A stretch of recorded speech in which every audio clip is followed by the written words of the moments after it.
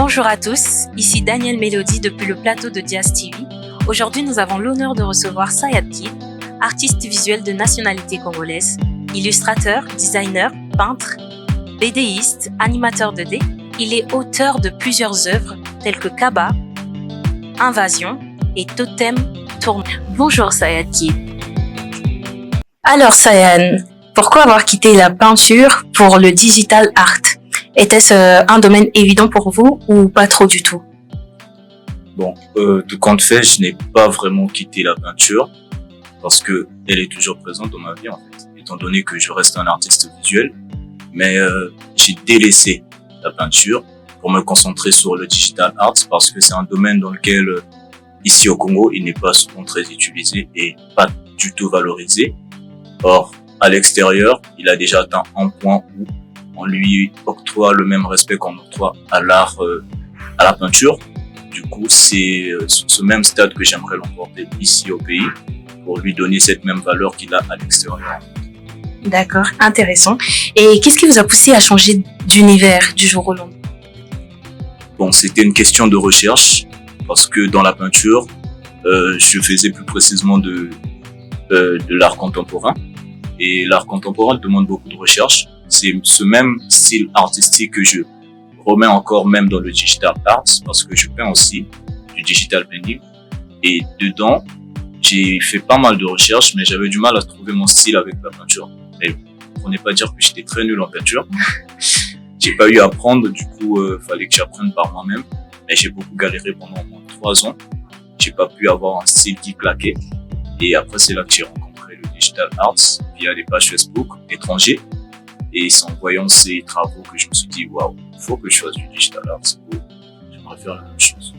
D'accord. Donc, si je comprends bien, le digital art était plus une révélation de parcours, plus qu'une passion d'enfance. Exactement. Parce que, déjà, comme je vous l'ai dit, ici, c'est rare de voir des artistes faire du digital art, sans plus dans la peinture, dans le dessin simplement. Du coup, oui, c'était pour moi une révélation d'avoir vu ces dessins, ces posts, et j'étais dans des questionnements, est-ce que je peux pas faire pareil? Mais après, je me suis rendu compte qu'il y avait pas mal de choses aussi autour, mais après, voilà, je suis passé au-dessus et j'ai pu me l'imprégner en fait. Super. Et dans votre bio, j'ai pu lire que vous avez fait plusieurs bandes dessinées, telles que Kaba, Invasion, je crois, si je ne me trompe pas. Et qu'est-ce qui vous a inspiré à faire ces bandes dessinées? Bon, depuis mon jeune âge, bien que je suis beaucoup influencé par la culture japonaise, donc les mangas et tout, mais je reste quand même un grand passionné de notre culture. Je suis de base très curieux, du coup j'aime toujours savoir qu'est-ce qui s'est passé avant. Et c'est de là en fait que je puise mon inspiration dans ce questionnement de comment est-ce que ça a été dans ces années antérieures chez nous. Et en voyant des mangas, eux aussi, qui reprennent leur ancien air et le racontent dans des temps nouveaux, en fait. Ils font des BD, comment est-ce qu'on les appelle, non conventionnels. Du coup, moi aussi, j'ai voulu faire pareil, mais avec notre culture, parce que je me suis rendu compte que c'est une chose qui n'a jamais été mise en avant et qui n'est pas souvent mise en avant. Et je me suis lancé comme défi de révéler, en fait, le passé de nos aïeux aux plus jeunes, même aussi aux plus grands. Au travers de l'art. Excellent. Et l'art a pour vous une importance, une signification très importante. L'art a pour vous peut-être une idylle, si je peux le dire comme ça. Alors, quel est le message que vous faites passer au travers de vos fresques, au travers de vos peintures ou de votre art? Souvent, je travaille, j'aime lire en fait, j'aime lire. Et moi, j'aime beaucoup lire des livres psychologiques.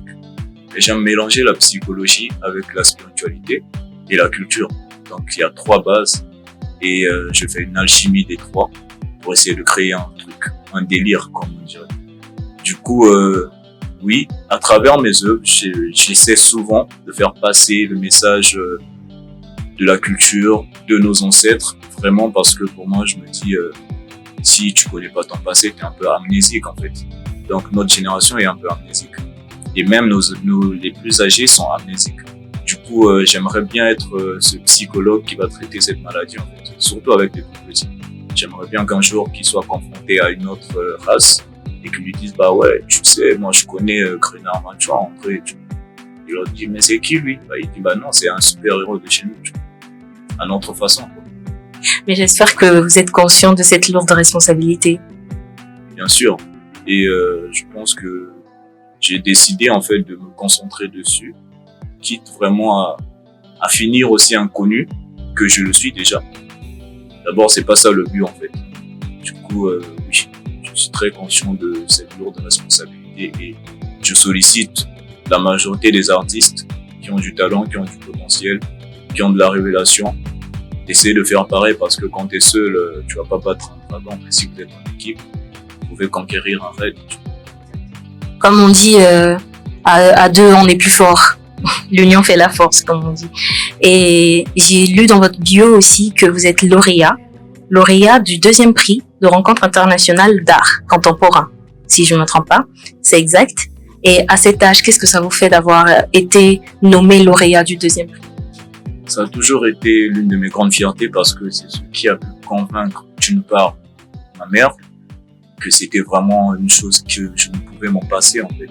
Parce que la rencontre internationale des arts contemporains, il réunit pas mal d'artistes déjà d'ici et aussi des étrangers, en fait. Et moi, j'étais encore très jeune, j'avais 17 ans, donc j'avais beaucoup de poids sur moi, j'étais très influencé par le travail des autres. Et en fait, je dessinais même sur du papier. Du coup, je m'y attendais pas vraiment. Et quand on m'a remis ce prix-là, j'étais trop fier de moi. Et je suis allé voir ma mère, je lui ai dit, regarde, j'ai gagné un prix. Elle aussi, elle était fière. C'était, jusqu'à maintenant, ça reste une de mes plus grandes fiertés. Et au jour d'aujourd'hui, vous pouvez nous dire si l'art vous a ouvert des portes à l'international ou pas encore? L'international, si on parle d'Occident, pas encore. Mais d'une part, oui, d'autre part, non. En physique, je suis jamais allé. Mais on va dire qu'à travers Internet, j'ai pas mal voyagé. Et j'ai pas mal échangé aussi, surtout grâce au festival qui a eu lieu l'année dernière déjà. Et j'y participe depuis le début. Donc j'ai eu à rencontrer pas mal d'artistes de l'extérieur, des Occidentaux comme des Africains de l'extérieur qui sont plus évolués par rapport à moi. Et j'ai toujours eu à rajouter un plus. Mais physiquement, je sais pas bouger. Et sur un bilan, je peux dire, de votre carrière, est-ce que vous songez ou aspirez à vous surpasser, à aller encore plus loin, ou vous limitez à ce que vous avez déjà? Comme on le dit souvent, très souvent, on aime se le dire, j'aime le dire aux autres, la limite, c'est nos limites. Donc il n'y a pas de limite en fait. Après la limite, il n'y a pas de limite. Donc on doit toujours aller au-delà de ce qu'on est. Je ne peux pas me contenter de ce que j'ai. C'est bien en fait de se contenter de ce que tu as commencé. Mais c'est toujours mieux de ne pas se contenter de ce qu'on a. Le but c'est se dépasser, continuer à se dépasser. Jusqu'à ce qu'on meure, on va chercher à se dépasser. C'est très bien dit. Et est-ce que vous avez des projets futurs ou imminents en vue? Oui, j'en ai pas mal. J'ai pas mal de projets futurs comme imminents. Actuellement, je travaille par exemple sur un webcomic que j'aimerais publier sur ma page Instagram exclusivement. C'est un webcomic qui va parler du Mayombe, une forêt très mystérieuse et très belle en même temps. Et j'ai fait pas mal de recherches depuis une année déjà. J'étais en train d'emmagasiner et c'est juste cette année que j'ai commencé à publier les personnages. Parce que les personnages, c'est un petit spoil, mais je m'inspire un peu de mon entourage. Donc si un jour un certain Chris Ndoulou se retrouve dans la BD, qu'il ne soit pas trop étonné parce que moi je suis un peu fou. Je ne vais pas chercher loin, c'est mon entourage qui m'inspire. Mais rien que pour nos téléspectateurs, rien que pour eux, est-ce que vous pouvez nous dire un peu ou faire juste un petit résumé de ce qui se prépare dans le secret? D'accord.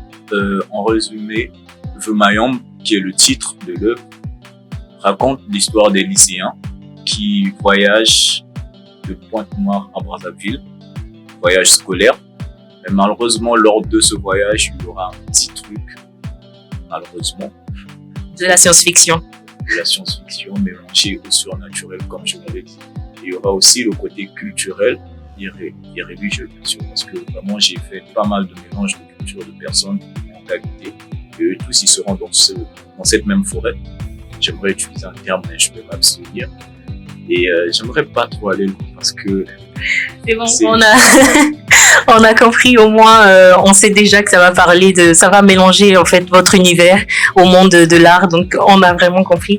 Et pour le mot de la fin, est-ce que vous pouvez nous donner un conseil à tous ceux qui vous regardent, à tous ceux qui vous suivent? Quel conseil vous pouvez donner même à ceux qui marchent dans vos pas, hein, pas forcément ceux qui vous suivent, hein, ceux qui marchent dans vos pas, parce que comme vous l'avez dit, le art digital, pardon, n'est pas encore quelque chose encore de très connu au Congo, ou à peine en tout cas.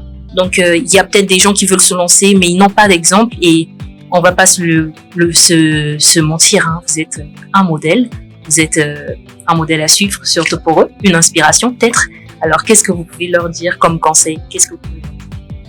Bon, moi je conseille vraiment aux artistes en majorité, parce que je vois tous les artistes, donc qu'ils soient chanteurs, dessinateurs, écrivains ou encore lecteurs, parce que même les lecteurs c'est des artistes.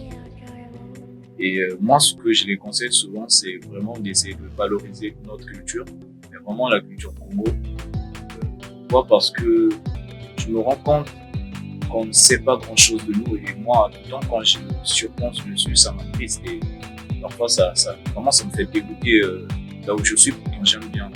Et je me dis que on dit souvent que l'artiste c'est la voix du peuple, donc c'est à nous de les montrer, c'est à nous de les montrer ce côté-là.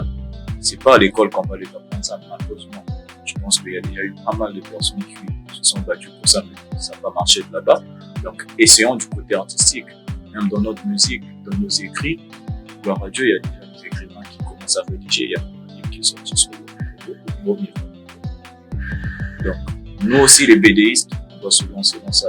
Et au niveau du digital art, c'est comme je l'ai dit, moi j'aimerais l'artiste visuel qui va faire une bande dessinée, qui a déjà réalisé, qui va faire un animé, un dessin animé avec un smartphone, donc que ce soit un téléphone Android, une tablette Android ou encore iPhone ou iPad, je le ferai. Parce que c'est ça en fait l'une de mes plus grands objectifs pour l'instant, jusqu'en 2025 en tout cas. Parce qu'après ça, je vais essayer d'aller plus loin. Et c'est ça, juste pour vous prouver qu'on peut tout faire. On n'a pas besoin réellement de matériel concret, comme des grosses tablettes graphiques ou encore des tablettes graphiques. Simplement, non. Avec un Android, avec un iPhone, un iPad, une tablette, tu peux déjà faire du digital art.